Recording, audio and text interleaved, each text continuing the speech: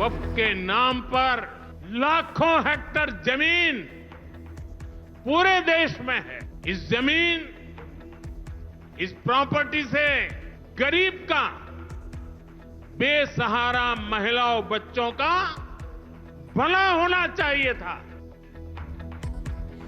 വഖഫിന്റെ പേരിൽ നടന്നത് ഭൂമി കൊള്ളയെന്ന് പ്രധാനമന്ത്രി. വോട്ട് ബാങ്കിനായി കോൺഗ്രസ് വഖഫ് നിയമം ഭേദഗതി ചെയ്തു.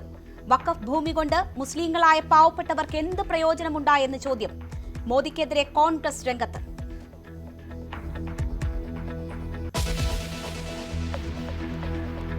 വരവിൽ കവിഞ്ഞ സ്വത്ത് സമ്പാദിച്ചെന്ന പരാതിയിൽ രാജിക്കില്ലെന്ന് KM എബ്രഹാം. കിഫ്ബി CEO പദവിയിൽ തുടരണമോ എന്ന് മുഖ്യമന്ത്രി തീരുമാനിക്കുമെന്നും വിശദീകരണം.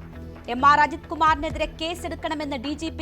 നടപടി DGP P വിജയനെതിരെ വ്യാജമൊഴി നൽകിയതിൽ ആര് ശുപാർശ ചെയ്താലും മുഖ്യമന്ത്രി കേസെടുക്കില്ലെന്ന് PV അൻവർ.